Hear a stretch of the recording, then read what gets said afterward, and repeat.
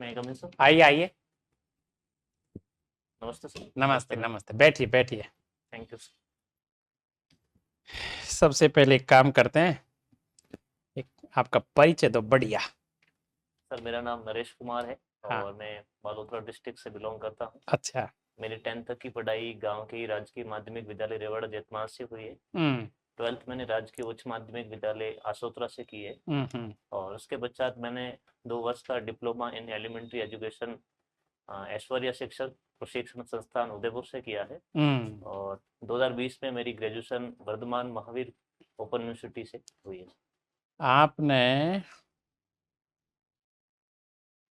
पश्चिम दक्षिण सब कुछ नाप लिया पढ़ाई में, उदयपुर भी, कोटा भी, और आप जहाँ हो वो तो हो ही हो। सबसे पहला सवाल आपसे गुरुजी ये है नया डिस्ट्रिक्ट जो बना बालोतरा, तो वहां की जनता को क्या क्या लाभ मिला है? एक तो सर सबसे बड़ा लाभ तो ये है कि जो डिस्ट्रिक्ट हेडक्वार्टर से जो डिस्टेंस थी वो कम हुई है। तो ओके। आमजन की जो प्रशासन तक पहुंच बढ़ी है। हम्म और जो सरकारी योजनाओं का है वो जो पहुंच है वो भी बढ़ी है। हम्म और इसके साथ साथ सर भविष्य में रोजगार बढ़ने की भी संभावना है, क्योंकि हम्म इंफ्रास्ट्रक्चर से संबंधित काफी सारे काम सरकारी डिपार्टमेंट्स में होंगे। हम्म। वो भी एक सर फायदा है। ये सर मैं सोच पा रहा हूँ। पहले 50 जिले बन गए थे, जी सर। उनमें से 9 जिले हट गए। जी सर। बालोतरा में ऐसा क्या ठोस बात थी कि बालोतरा नहीं हटा? जी सर। एक तो सर सबसे बड़ी जो ठोस बात, वो जो डिस्ट्रिक्ट हेडक्वार्टर से डिस्टेंस थी हम्म। वो काफ़ी ज़्यादा थी, लगभग अच्छा। 150 से 160 किलोमीटर। हम्म। और दूसरा रीज़न ये है कि बालोतरा इंडस्ट्रियल या औद्योगिक रूप से काफ़ी विकसित क्षेत्र है। अच्छा। चाहे वो कपड़ा उद्योग हो या फिर हाल ही में जो लक्ष्मी फैक्ट्री थी, वो एक रीज़न। वो रीजन। अभी आप टीचर हैं, जी सर। क्या पढ़ाते हो आप अभी? सर मैं प्राइमरी टीचर हूँ तो सभी सब्जेक्ट पढ़ाता आपको तो हिंदी, इंग्लिश, हूँ। जी सर। संस्कृत सब जो सब्जेक्ट है वो सभी पढ़ाने पड़ते हैं बच्चों को। जी सर। कैसा महसूस होता है छोटे बच्चों को पढ़ाते समय? अब छोटे बच्चों को पढ़ाने समय कुछ कभी कई बार एंजॉय भी फील करते हैं, तो कई वे बार कुछ चैलेंजेस भी होते हैं। अच्छा अच्छा। चूंकि छोटे बच्चे होते हैं, कहते हैं बन के अच्छे मन के कच्चे हैं, तो उनके साथ पढ़ाने में अच्छा भी लगता है। हाँ हाँ हाँ और कई बार सर चूंकि छोटे बच्चे हैं तो उनको बार बार समझाना पड़ता है, तो हाँ हाँ। ये भी चैलेंज है और धैर्य से काम लेना। ये जो आप पढ़ाते हो आप स्कूलों में, इन बच्चों का ध्यान मोबाइल की तरफ है क्या अभी इस उम्र के बच्चों का भी? सर हाल जो फिलहाल में। संपन्न बच्चे हैं मान लो छोट, वो भी कहीं आपने देखा है कभी? जी सर। हाल फिलहाल में देखा जाए तो मोबाइल के प्रति बच्चों की है वो काफ़ी रुचि बढ़ी है। मतलब जैसे हमें यहाँ पे शुरू शुरू में छोटे छोटे खिलौने हैं, फूकने हैं, जी इस छोटी छोटी साइकिल है, इन पर अपना ध्यान जाता था। सर। अब बच्चों का ध्यान सबसे पहले मोबाइल पे जा रहा है या फिर वो साइकिल पे जा रहा है? सर अभी मोबाइल पे जो बच्चों की ज़्यादा स्क्रीन सबसे पहले छोड़ सबका है। स्क्रीन टाइम बहुत ज़्यादा है बच्चों हम्म। मोबाइल की तरफ जा रहा है। का। जी सर। आप अब इसको किस नजर से देखते हो कि मोबाइल क्रांति है जिसके प्रति बच्चे आकर्षित हो रहे हैं? जी सर। तो क्या ये मोबाइल से बच्चों को उनका स्किल डेवलप हो रहा है, लाभ मिल रहा है? लाभ ज्यादा है या हानि ज्यादा है? सर इसका यदि सीमित उपयोग किया जाए तो अच्छा एक लाभ हो सकता है, लेकिन हम्म चूंकि हाल फिलहाल में बच्चों में है वो मोबाइल के प्रति बहुत ज़्यादा ही इंटरेस्ट है, तो इस वजह से देखते हैं कि विशेष रूप से छोटे बच्चे हैं उन पर दुरुपयोग ज्यादा हो रहा है कई कहने सारे का। सर नेगेटिव इम्पैक्ट्स आ रहे हैं। Negative impact. बाड़मेर में पता चला आज से कोई 30 साल पहले से तो हम पढ़ते आ रहे हैं रिफाइनरी का काम, जी सर। वहां से अब ये उत्पादन होने लग गया है क्या? नहीं सर, अभी काम चल रहा है रिफाइनरी का, और इस साल के अंत तक है वो स्टार्ट हो जाएंगे। अभी शुरुआत नहीं हुई मतलब? नहीं सर, अभी इंफ्रास्ट्रक्चर से जो रिलेटेड जो काम है वो चल रहा है सर। हम्म। जी सर। तो वहाँ के लोगों में जमीन में इनमें बहाव बहुत बड़े हैं। बिल्कुल। एक तरह से बाड़मेर में क्रांति आ गई। बिल्कुल। चलिए, तो एक सवाल और बताइए मुझे यहाँ पे, इंदिरा गांधी नहर परियोजना नहीं होती तो क्या होता? हाँ सर, यदि इंदिरा गांधी नहर परियोजना नहीं होती तो राजस्थान का जो पश्चिमी भाग और उत्तरी भाग है, वहाँ पर जो फसलों की पैदावार है वो काफ़ी कम होती। हम्म और सिंचाई सुविधाएं जो पश्चिमी राजस्थान में बढ़ी है, वो हम्म। भी कहीं न कहीं नहीं होती है इतनी। और इसके अलावा जो ग्रीन एरिया भी इंदिरा गांधी नहर की वजह से बढ़ा है। मेरा एक बहुत अच्छा सवाल है आपसे। जी सर। रेगिस्तान है ये, जी दूसरी जगह हरा भरा राजस्थान है। रजवाड़ों के राजस्थान की इतिहास की रियासत काल को देखते हैं तो ऐसा नहीं दिख रहा कि यहाँ के राजा कोई कमजोर थे, क्योंकि मेहरानगढ़ दुर्ग भी यही जयपुर के जैसे दुर्गों से अच्छा दुर्ग है। जी उदयपुर जैसा ही दुर्ग है मेहरानगढ़। जी जैसलमेर का दुर्ग तो और भी ज्यादा आर्थिक दृष्टि से जैसे देखें बहुत ज्यादा अच्छा बना हुआ है। तो उस जमाने में तो नहीं तो वहां पे गेहूं था क्या था, तो इतने अपन को लगता नहीं कि पश्चिम प्रदेश जो था कमजोर था। क्या कारण है ऐसा?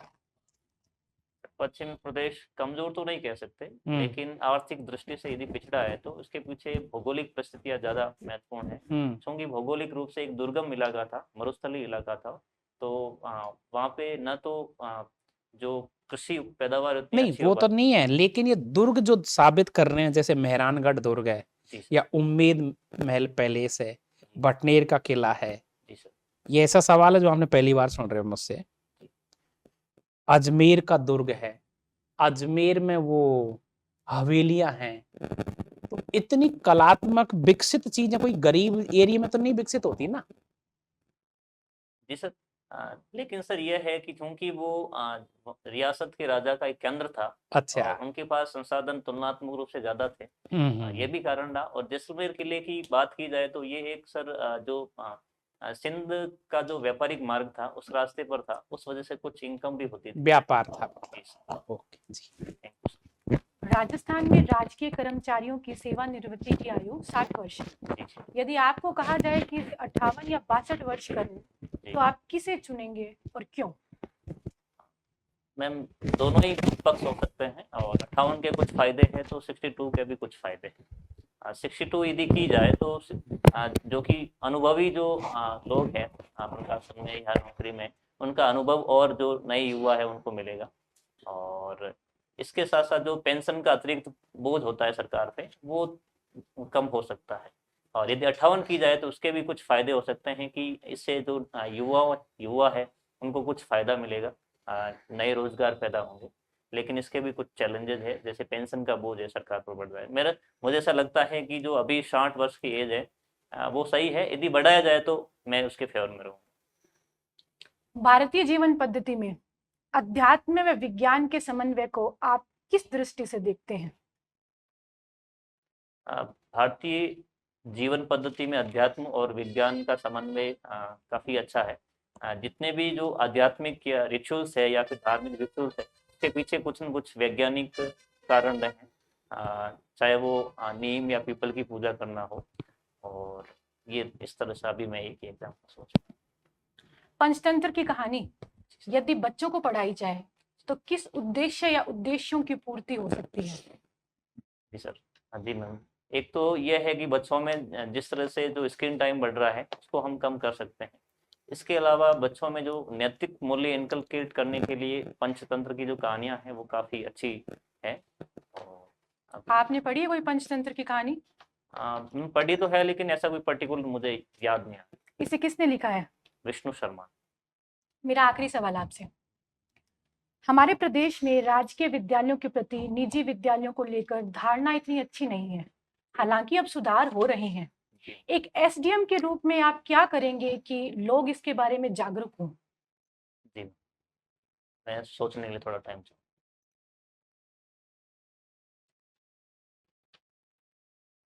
Thank you.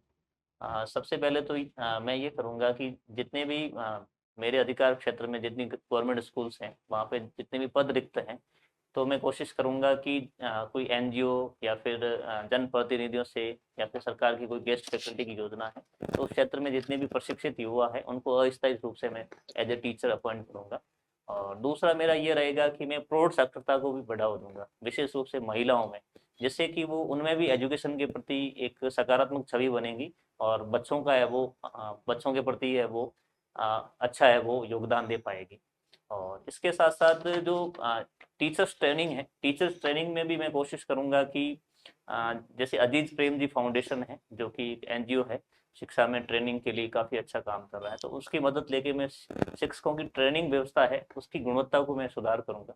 और आधारभूत संरचनाओं के लिए मैं जो भी जैसे कोई ट्रस्ट है या धार्मिक संस्था है या भामाशाह है उनकी मदद लेकर के मैं आधारभूत संरचनाओं का विकास करूंगा। इसके साथ साथ गवर्नमेंट स्कूल्स में जितनी भी सुविधा है, टीचर्स है, उनके बारे में मैं जो स्थानीय सोशल मीडिया इन्फ्लुएंसर है या फिर धार्मिक नेता है उनके माध्यम से मैं प्रचार प्रसार करूँगा। Thank you. National education policy क्या है ये और क्या क्या मुख्य प्रावधान इसमें किए गए हैं? नेशनल एजुकेशन पॉलिसी 2020 में लाई गई है और ये इसके मुख्य फीचर्स में देखें तो इसके उद्देश्य मुख्यतः ये है कि ये सम्मान, समावेशी और आधुनिक शिक्षा पर फोकस करती है। इसके अलावा इस स्कूली एजुकेशन पर कुछ फीचर्स ये है कि इसमें जो पिछला जो फॉर्मूला था 10+2 का, इसको रिप्लेस करके 5+3+3+4 का एक फॉर्मूला नया दिया गया है। इसके अलावा प्राइमरी लेवल पर मातृभाषा में शिक्षण की है वो प्रोविजन इसमें किया गया ये है। मातृभाषा का जो अभी प्रोविजन आपने बताया, जी। तो क्या ये त्रिभाषा फॉर्मूला और ये मातृभाषा फॉर्मूला एक ही है? हाँ, एक तो नहीं है, लेकिन त्रिभाषा फॉर्मूला में भी मातृभाषा एक जो रीजनल लैंग्वेज है, प्रथम लैंग्वेज, ओरिजिनल लैंग्वेज। तो त्रिभाषा फॉर्मूला है क्या और इस पे विवाद क्यों हो रहा है इतना? त्रिभाषा फॉर्मूला में जो हिंदी भाषी स्टेट है वहाँ पर रीजनल लैंग्वेज के रूप में प्रथम भाषा हिंदी पढ़ाई जाएगी, जबकि नॉन हिंदी भाषी में वहाँ की रीजनल लैंग्वेज है। और सेकंड में इंग्लिश सेकंड लैंग्वेज के रूप में पढ़ाई जाएगी। और तीसरी भाषा के रूप में कोई भारतीय आधुनिक भाषा को पढ़ाई जाएगी। विवाद क्या है फिर यहाँ पर? हाँ, विवाद हाल ही में देखा जाए तो जो मुख्यतः दक्षिण के राज्य है वो हिंदी को लेकर उनका विवाद है और उनका मानना है कि हिंदी उन पर थोपी नहीं जानी चाहिए। तो हाल ही में जो महाराष्ट्र सरकार ने जो एक तृतीय भाषा के रूप में हिंदी को अनिवार्य किया था, उसके बाद विवाद उत्पन्न हुआ। फिर क्या अंतिम निर्णय लिया गया महाराष्ट्र सरकार के द्वारा उस पर? फिर उसको वैकल्पिक बना दिया गया था। पहले अनिवार्य था, फिर वैकल्पिक बनाया और उसके आगे की प्रक्रिया के बारे में जानकारी। जी। राजस्थान में स्किल डेवलपमेंट के लिए जी, जो संस्था कार्य कर रही है उसका नाम क्या है? RSLDC है उसका हिंदी नाम, राजस्थान कौशल विकास निगम। ठीक है। आपने प्राइमरी स्कूल के बच्चों को अभी पढ़ा रहे हैं। जी। अगर आपको सीनियर सेकेंडरी के बच्चों को पढ़ाने का अवसर मिलता है, तो दोनों में क्या आप अपनी टीचिंग जो स्टाइल है क्या चेंज लाना चाहेंगे? जैसे प्राइमरी लेवल पे हमें जो खेल आधारित शिक्षण है या फिर ज़्यादा एक्टिविटी बेस्ड लर्निंग पे फोकस करना होता है, जबकि सीनियर क्लासेस में ज़्यादातर लेक्चर जो होता है जो व्याख्यान पद्धति है वो यूज की जाती है मोस्टली। आजकल ये जो मार्केट में प्री स्कूल का कॉन्सेप्ट चल रहा है, प्ले स्कूल का कॉन्सेप्ट चल रहा है, लर्निंग बाय डूइंग का कॉन्सेप्ट चल रहा है, तो पहला तो ऐसे कॉन्सेप्ट होता नहीं था, फिर भी शिक्षा बहुत ही आधारभूत होती थी और सुदृढ़ होती थी। क्या रीजन है उसके पीछे? पहले भी मैम आधारभूत शिक्षण के रूप में देखा जाए तो परिवार में जो होते थे नैतिक शिक्षा के रूप में कई सारी, हालांकि फॉर्मल एजुकेशन नहीं दिया जाता था, लेकिन प्री प्राइमरी लेवल पर या छोटे बच्चों में नैतिक मूल्य या उनके संज्ञानात्मक शारीरिक क्षमता के विकास के लिए काफ़ी प्रयास किए जाते थे। और अभी हाल ही में जो प्री प्राइमरी एजुकेशन पर फोकस किया जा रहा है उसके पीछे कुछ वजह है कि जैसे क्लास 6 वर्ष तक बालक का 85% मस्तिष्क का विकास हो जाता है। उस दृष्टि से देखा जाए तो यदि बच्चों को शुरुआती स्तर पर बेसिक संख्या ज्ञान और साक्षरता का ज्ञान करवाया जाए और उनमें संज्ञानात्मक और शारीरिक क्षमताओं का विकास के लिए है प्री प्राइमरी एजुकेशन। एक मेरा अंतिम प्रश्न, अभी जो राजस्थान रिफाइनरी की बात कर रहे थे आप, उसमें B6 मानक के प्रोडक्ट्स का उत्पादन होगा। ये B6 मानक क्या होता है? टेक्निकल इसका जो पार्ट है वो तो पता नहीं है, लेकिन BS6 मानक वो होते हैं जहाँ जो टेक्नोलॉजी है वो ज़्यादा इको फ्रेंडली होती है और जो दहन होता है ईंधन का वो भी कह सकते हैं कम कार्बन एमिशन का। मेरी थैंक यू। जानकारी। लाडो प्रोत्साहन योजना, जी सर। इसकी कोई 2 शर्तें और ये किस किस के लिए फायदेमंद है, कितनी किस्तें हैं? लाडो प्रोत्साहन योजना की दो शर्तें देखें तो एक तो संस्थागत प्रसव होना चाहिए, और एक जो लड़की पैदा होती है वो राजस्थान की नागरिक होनी चाहिए। जी, और सब सेकंड प्रश्न क्या था? इसके उद्देश्य क्या क्या है, किस किस के लिए, मतलब ये इसमें किस्तें कितनी है? जी, इसमें किस्तें 7 किस्तें हैं, जिसमें 1.5 लाख तक का योगदान है वो बच्चे को दिया जाएगा। और इसके उद्देश्यों में बात की जाए तो संस्थागत प्रसव को बढ़ावा देने और महिला सशक्तिकरण को बढ़ावा देने और लड़कियों के प्रति जो समाज का जो दृष्टिकोण है उसमें चेंज लाने के लिए और लड़कियों के एजुकेशन को बढ़ावा देने के लिए उद्देश्य। रिफाइनरी है, उसमें किस किस का योगदान है और कितना है? इसमें एचपीसीएल और राजस्थान गवर्नमेंट का है, और 74 है वो एचपीसीएल का है, और 26 है वो राजस्थान गवर्नमेंट का। श्योर। श्योर। आरपीएससी में अभी सदस्य बढ़े हैं, जी सर। कितने हुए हैं? अभी टोटल 10 सदस्य। आरपीएससी की पहली महिला चेयरमैन है कोई या सदस्य? सर थी, अभी नाम याद नहीं करता। हाल फिलहाल में चेयरमैन सर कौन है? अभी यूआर साहू सर, कौन से स्टेट से बिलोंग करते हैं? उड़ीसा स्टेट से। आप सरकारी विद्यालय में टीचर हैं, जी सर। आप एक प्रशासनिक अधिकारी बनो, जी। उसके बाद आपको सुधार करने का मौका मिले कि जी। पोसार में क्या क्या सुधार कर सकते हो, तो आप क्या करोगे? पोशार में एक तो मैं कर सकता हूँ कि जो स्थानीय व्यंजन है उसका खाने में उपयोग बढ़ाया जाए। दूसरा ये है कि जो मोटा अनाज है, मोटा अनाज की जो रोटी है या उसके प्रोडक्ट्स है उसको भी है वो मैं कोशिश करूँगा। और तीसरा ये है कि जितने भी कुक कम हेल्पर हैं उनके लिए मैं विशेष ट्रेनिंग है वो पंचायत स्तर पर आयोजित करूँगा। अभी एक पोसार में क्या क्या मिल रहा है? अभी तो सब्जी दाल रोटी और खिचड़ी मिलती है। दूध का भी प्रोविजन है? हाँ, दूध के लिए एक अलग से योजना है, पन्ना दाई बाल गोपाल। जनगणना, जातिगत जनगणना अभी जी चल रही है, जी। इसके कोई दो फायदे? जातिगत जनगणना के माध्यम से एक प्रमाणिक डेटा मिलेंगे जिससे कि सामाजिक आर्थिक और जो भी योजनाएं है या नीतियां बनाने में है वो मदद मिलेगी। इसके अलावा जो आरक्षण जैसी जो सकारात्मक कार्रवाई की नीति है उसको और ज़्यादा प्रभावी बनाया जा सकता है। जनगणना अगर देखी जाए तो ज़्यादातर सरकारी शिक्षकों से ही करवाई जाती है। जी सर। आप प्रशासनिक अधिकारी बनने के बाद में इसमें कुछ सुधार करना चाहोगे? सर मुझे ऐसा लगता है कि जैसे राइट टू एजुकेशन है उसमें 3 मुख्य प्रोविजन है, जिसमें शिक्षकों को है वो उनकी ड्यूटी है कि वो करे, जैसे उसमें जनगणना भी शामिल है। तो एक तो ये शिक्षकों से ही करवाई जाएगी, और सुधार के लिए जैसा कि गृह मंत्रालय इस बार है वो ऑनलाइन पोर्टल के माध्यम से इसको जनगणना करवाई जाएगी। तो मैं इसके लिए ये कर सकता हूँ कि जितने भी इसमें जो सर्वेयर है उनकी है मैं समय समय पर ट्रेनिंग व्यवस्था स्थापित करूं, और एक हेल्पलाइन नंबर मेरे ऑफिस से जारी करूं ताकि उनको मार्गदर्शन मिल सके। नहीं, जैसे कि शिक्षक अगर जातिगत जनगणना करेगा या जनगणना का कोई भी काम करेगा जी तो सर। फिर स्कूल में बाधा उत्पन्न नहीं होगी? ये हो सकता है उनको ये पाबंद किया जाए कि स्कूल समय के पश्चात है वो जनगणना करे, और उनके उसके लिए उनको अतिरिक्त भत्ता भी दिया जा सकता इसके लिए अध्यापक एग्री हो सकता है? है। जी sir. Okay, thank thank you. You. आपके बीए में हिस्ट्री, ज्योग्राफी और इंग्लिश थी, तीनों में से किसको पसंद करते हो? जी सर, हिस्ट्री। हिस्ट्री को।